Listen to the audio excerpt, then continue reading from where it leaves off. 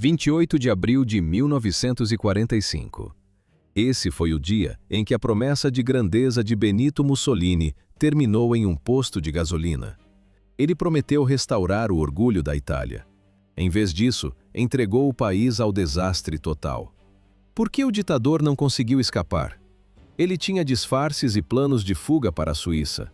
Mas o ódio do povo foi mais rápido que seus veículos de fuga. Nos dias finais da guerra, a justiça italiana não esperou por tribunais internacionais. Mussolini perdeu o controle de tudo. O que se seguiu não foi um fim silencioso em uma cela, foi uma execução pública brutal. O mundo assistiu ao resultado em fotos que se tornaram históricas. Mussolini subiu ao poder no início da década de 1920. Naquela época, a Itália enfrentava o caos absoluto. A Primeira Guerra Mundial deixou cicatrizes profundas na economia e na sociedade. Milhares de soldados voltaram para casa e encontraram apenas desemprego e inflação alta. As promessas do governo eram vazias. As ruas estavam tomadas por greves e confrontos. O povo sentia raiva. Eles exigiam uma mudança drástica. Mussolini observou essa frustração e a usou como combustível. Ele se autodenominou Il Duce, o líder. No quadro das filmagens da época, nota-se: Mussolini estufa o peito e projeta o queixo durante os discursos. Ele prometeu transformar a Itália em uma potência global novamente. Milhares de italianos acreditaram na retórica de força. 1922 foi o ano da virada. Mussolini organizou a Marcha sobre Roma. Milhares de seguidores usavam camisas pretas. Eles eram os fascistas e marchavam com disciplina militar pela capital. O governo estava enfraquecido e paralisado. O rei Vítor Emanuel III cedeu à pressão. Ele entregou o cargo de primeiro-ministro a Mussolini. O monarca buscava estabilidade. À primeira vista, a estratégia funcionou. Os trens começaram a circular no horário. O crime comum diminuiu nas grandes cidades. Mussolini ordenou a construção de prédios monumentais e estádios de mármore. Ele dominou o rádio, os jornais e as escolas. O regime monitorava até os pensamentos dos cidadãos comuns. Mas o controle absoluto tinha um preço alto. Ouve-se o som de botas marchando em cada praça da Itália. A propaganda escondia a realidade. Mas no final da década de 1930, as alianças militares de Mussolini começaram a cobrar a conta. Não havia mais volta. 1930. A ambição de Benito Mussolini saiu do controle. Ele governava a Itália, mas isso não era o suficiente. O plano era maior. Mussolini queria um império que dominasse a África e o mar Mediterrâneo. Ele buscava reconstruir a glória da Roma antiga através da força bruta. A guerra era sua ferramenta de prestígio. Ele acreditava que o conflito tornaria a Itália uma nação temida e respeitada globalmente. Mas o sonho de grandeza escondia o início de um desastre. Como Mussolini pretendia consolidar esse poder? Através da invasão de terras estrangeiras. A resposta foi a violência total. Outubro de 1935. Mussolini mobilizou centenas de milhares de soldados italianos. O destino era a Etiópia. Na época, era uma das poucas nações independentes do continente africano. O comando italiano previa uma vitória rápida e heróica. Na prática, a campanha se tornou uma das mais brutais do século XX. No vídeo da época, observa-se esquadrões de aviões italianos sobrevoando aldeias indefesas. O exército lançou bombas incendiárias e utilizou gás venenoso contra a população. O uso de armas químicas era proibido por leis internacionais. Milhares de etíopes morreram. Entre as vítimas estavam mulheres, idosos e crianças. O imperador Haile Selassie abandonou o país e partiu para o exílio. Ele apelou formalmente à Liga das Nações. O órgão condenou a agressão e aplicou sanções econômicas contra a Itália. Mas as medidas foram inúteis. O motivo do fracasso foi a omissão. O petróleo, combustível essencial para os tanques e aviões de Mussolini, nunca foi proibido. Países europeus mantiveram o comércio secreto com Roma. A pressão internacional não passou de uma formalidade burocrática. A vitória na Etiópia chegou em 1936. Mussolini sentia-se invencível. Mas o custo foi o isolamento diplomático. As potências ocidentais passaram a enxergá-lo como uma ameaça imprevisível. Nesse cenário de solidão política, Mussolini encontrou um aliado, Adolf Hitler. Em 1936, os dois líderes firmaram uma parceria estratégica. Ambos compartilhavam o desejo de conquista territorial e o controle total sobre seus povos. Eles admiravam a disciplina militar um do outro. Essa união foi selada em 1939. Foi assinado o Pacto de Aço. O documento era claro: Itália e Alemanha se apoiariam em qualquer conflito armado. Não havia mais caminho de volta. O destino da Itália estava agora acorrentado ao de Hitler. 1939. A Segunda Guerra Mundial começa, mas Mussolini decide esperar. Ele observa o mapa da Europa e calcula as chances de cada lado. O plano era simples: entrar no jogo apenas quando o vencedor estivesse definido. Por que Mussolini demorou tanto para agir? O ditador temia o despreparo de suas tropas. Mas a velocidade alemã mudou tudo. Quando a Alemanha dominou grande parte do continente em poucos meses, a ganância superou a cautela. 10 de junho de 1940. A Itália declara guerra oficialmente contra a Grã-Bretanha e a França. Mussolini acreditava em uma vitória rápida e sem esforço. À primeira vista, uma expansão gloriosa. Mas na prática, um mergulho no abismo. A realidade militar foi um choque imediato. O exército italiano operava com tecnologia de décadas atrás. Na filmagem da época, nota-se: os soldados carregam rifles antigos e equipamentos desgastados. O treinamento era precário. Tanques leves tinham blindagem fina demais. Os aviões estavam obsoletos diante dos caças modernos. O colapso logístico foi total. As linhas de suprimentos foram cortadas. A comunicação entre os comandos falhava constantemente. No norte da África, as forças britânicas não apenas pararam os italianos, elas os atropelaram. Na Grécia, o desastre foi ainda maior. Mussolini esperava uma rendição em dias. Em vez disso, as tropas gregas montaram uma resistência feroz nas montanhas. O avanço italiano travou no gelo e na lama. Ouve-se o som do rádio pedindo socorro. Hitler foi obrigado a desviar divisões alemãs para resgatar os italianos. Foi uma humilhação pública. O mundo inteiro viu que o exército de Mussolini não conseguia vencer sozinho. Dentro da Itália, a vida desmoronava. 1942 marcou o início do fim. Aviões aliados sobrevoavam as cidades e despejavam toneladas de bombas. As fábricas pararam. A produção de aço e armas despencou. A economia simplesmente deixou de existir. No quadro, prateleiras de lojas completamente vazias. Famílias inteiras formavam filas quilométricas antes do amanhecer. Elas esperavam horas por um pedaço de pão ou alguns quilos de batatas. O racionamento era severo. Soldados desertores voltavam para casa escondidos. Eles batiam de porta em porta, implorando por comida ou um casaco velho. O império que Mussolini prometeu era agora um cenário de ruínas e fome. Mas o ditador recusava-se a enxergar os fatos. Ele subia às sacadas e gritava sobre vitórias inexistentes. Enquanto o povo morria de fome, ele discursava sobre a grandeza do novo Império Romano. O verão de 1943 chegou. O regime estava por um fio. Não havia mais margem para erro. Assim, começou a queda final. 9 de julho de 1943. 160 mil soldados da Grã-Bretanha, Estados Unidos e Canadá desembarcam na Sicília.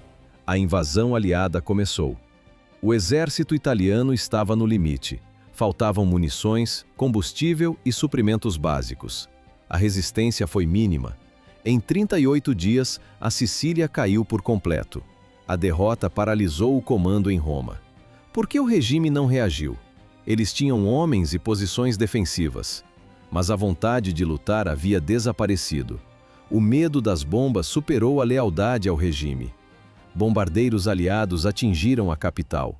O som das explosões ecoava perto do Vaticano. O pânico tomou conta do governo e dos escritórios do Partido Fascista. Civis abandonavam as cidades em ruínas. soldados largavam os fuzis e erguiam as mãos em rendição. No quadro nota-se: Benito Mussolini parece envelhecido. Ele não conseguia mais controlar o colapso das frentes de batalha. O vigor das décadas anteriores deu lugar a um homem fisicamente abatido. 24 de julho de 1943. Mussolini convocou o Grande Conselho Fascista em Roma. Ele esperava o apoio de sempre. Por 20 anos, ninguém ousou levantar a voz contra ele. Mas a reunião tomou um rumo inesperado. À primeira vista, uma sessão de rotina. Mas na prática, um golpe de Estado. Um por um, os oficiais mais graduados atacaram o ditador. Eles listaram os desastres militares. Falaram das mortes desnecessárias. Apontaram a destruição total da infraestrutura italiana. A discussão durou horas. O resultado da votação foi um choque. 19 votos contra Mussolini, apenas 7 a favor. O poder absoluto havia evaporado em uma única noite. Mas isso era apenas o começo. 25 de julho. Mussolini foi ao Palácio Villa Savoia para encontrar o rei Vítor Emanuel III. Ele ainda acreditava que o monarca salvaria seu cargo. O encontro foi rápido e frio. O rei foi direto. Mussolini estava destituído. O governo agora pertencia ao Marechal Badoglio. O ditador saiu da sala e encontrou uma ambulância à sua espera. Não era para um atendimento médico. Era uma armadilha. Agentes da polícia militar cercaram o veículo. Ouve-se o som das portas sendo travadas. Mussolini foi levado sob custódia, sem resistência. O homem que governou a Itália com mão de ferro foi colocado no banco de trás como um prisioneiro comum. Os guardas o transportaram em silêncio pelas ruas de Roma. O destino final foi a caserna da polícia. Ninguém nas ruas tentou impedir o comboio. A população apenas observava. Assim terminou o domínio de Mussolini em Roma. 25 de julho de 1943. O carro partiu em alta velocidade. Mussolini não estava sendo levado para a segurança, mas para a cela. Ele agora era um prisioneiro do próprio Estado. Como o homem mais poderoso da Itália terminou em um hotel isolado nas montanhas? A resposta é simples. O rei e os generais precisavam de um bode expiatório. O ditador foi transferido entre esconderijos secretos até chegar ao Hotel Campo Imperatore, no topo do Gran Sasso. O local era remoto. A fuga parecia impossível. Quando o rádio anunciou a queda, a Itália explodiu. Milhões de pessoas tomaram as ruas. O som era de gritos de alegria e sinos de igrejas tocando sem parar. Nas filmagens da época, nota-se: civis arrancando símbolos fascistas das paredes com as próprias mãos. Retratos do ditador eram jogados em fogueiras no meio das praças. 21 anos de ditadura terminaram em uma única noite. O regime que controlava a vida através do medo, da censura e da violência física simplesmente desmoronou. Os italianos voltaram a respirar. Mas o fim do fascismo não significava o fim da guerra. Hitler recebeu a notícia em Berlim. Ele estava furioso.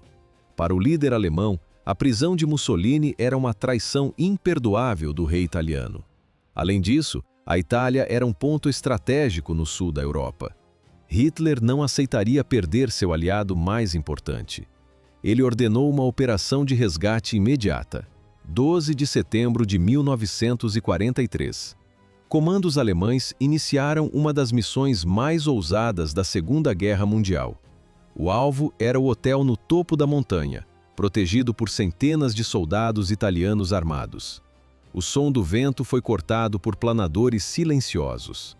Otto Skorzeny e seus homens pousaram diretamente no terreno íngreme ao lado do edifício. No quadro, vê-se a surpresa dos guardas. Ninguém disparou um único tiro. Os comandos invadiram o hotel em segundos. Eles encontraram Mussolini no quarto. Ele estava vivo, mas a imagem era decadente. O ditador parecia frágil, magro e visivelmente confuso. Em poucas horas, ele foi colocado em um pequeno avião alemão modelo Stork. A aeronave decolou de uma pista improvisada e perigosa entre as rochas. A missão ficou conhecida como a Incursão do Gran Sasso. Foi um golpe de propaganda massivo para os nazistas. Mas a volta de Mussolini não significava o retorno ao poder absoluto. Na prática, Mussolini agora era apenas um fantoche. Hitler o colocou sob vigilância constante. Setembro de 1943. Mussolini assume o controle de um novo estado no norte da Itália, a República Social Italiana. O mundo a conhecia como República de Salò, batizada pela pequena cidade às margens do Lago Garda, onde ficava sua sede. Era um governo apenas no papel. Na prática, a Alemanha controlava cada centímetro do território. Mussolini não tinha poder real, ele era um fantoche. Oficiais alemães tomavam todas as decisões. Qualquer italiano que demonstrasse resistência era punido com brutalidade. Início de 1945. A guerra estava no fim, mas a destruição cobria o país. Tropas aliadas avançavam pelo norte da Península Italiana, capturando cidade após cidade.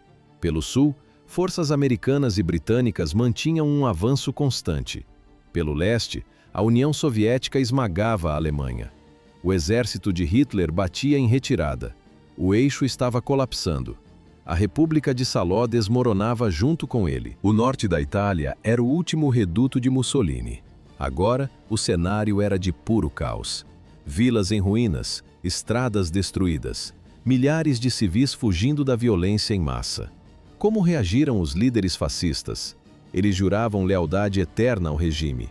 Mas com a derrota iminente, a prioridade mudou. Eles buscavam a própria salvação. Muitos se renderam em silêncio. Outros fugiram para a Suíça. Mussolini foi deixado para trás, isolado e sem autoridade. Em Milão, o coração industrial do país, o medo desapareceu. Grupos de resistência, formados em segredo durante anos, tornaram-se fortes e organizados.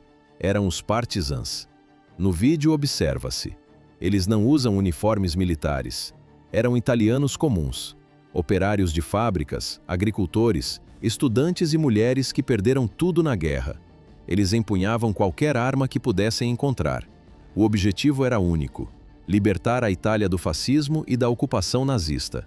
Abril de 1945. O exército alemão perdia o controle total sobre o solo italiano. A estrutura de comando virou fumaça. Não havia mais para onde recuar. O destino de Mussolini estava selado.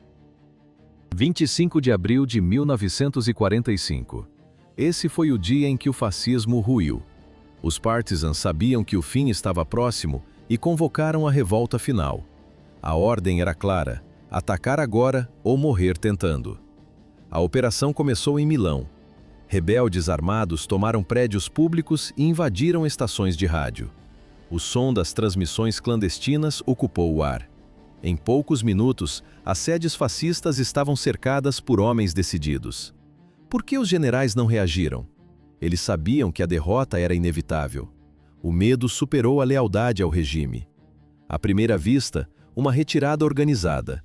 Mas na prática, um caos total. Tropas alemãs iniciaram a fuga em direção ao norte. Oficiais fascistas queimavam documentos e abandonavam seus postos. O levante não parou em Milão. Turim e Gênova também explodiram em revolta. Em poucas horas, o norte da Itália foi tomado por gritos de liberdade e sede de vingança. Escondido na pequena cidade de Salò, Mussolini recebeu o aviso. Milão havia caído. A notícia chegou como um golpe seco. Naquele momento, ele compreendeu que seu domínio de 2 décadas havia evaporado. Na filmagem da época, nota-se: a estrutura de poder não existia mais. Mussolini estava isolado. Em Berlim, o cenário era o mesmo. Hitler estava preso em seu bunker subterrâneo, aguardando o fim. Mussolini, desesperado, decidiu fugir. Ele não levaria um exército, apenas o que restava de sua vida. Juntou sua amante, Clara Petacci, alguns guardas pessoais e um pequeno grupo de oficiais que ainda juravam lealdade. O plano era cruzar a fronteira com a Suíça. O objetivo final era a Espanha. Mussolini acreditava que o ditador Franco lhe daria asilo político. Lá, ele pretendia negociar sua segurança, ou talvez reconstruir sua imagem pública. Mas as estradas eram uma armadilha. Aviões aliados bombardeavam as rodovias sem descanso. Partisãs armados controlavam quase todas as cidades no caminho das montanhas. O comboio movia-se com lentidão extrema. Para sobreviver, Mussolini tentou um último truque. Ele vestiu um capote militar alemão e colocou um capacete de aço. O Dutze, agora fingia ser apenas um soldado comum em retirada. Sentou-se no fundo de um caminhão, cercado por oficiais alemães. Ele permaneceu em silêncio absoluto. Ao seu lado, Clara Petacci se recusava a abandoná-lo. Mas o disfarce era precário. 27 de abril de 1945. O comboio foi interceptado perto da aldeia de Dongo, nas margens do Lago de Como. Membros da 57ª Brigada Garibaldi bloquearam a estrada. Eles revistavam cada veículo atrás de fugitivos do alto escalão. No quadro, soldados rebeldes revistando os caminhões. Um dos partisãs notou um homem encolhido em um canto, visivelmente nervoso. Ele não agia como um soldado alemão. Quando o puxaram para fora do veículo, o silêncio tomou conta do local. Por baixo do capacete, o rosto era inconfundível. Era Benito Mussolini. Os partisãs paralisaram. Ninguém esperava encontrar o ditador escondido como um desertor. A captura foi imediata. Não havia mais para onde correr. Assim terminou o último ato de fuga do ditador.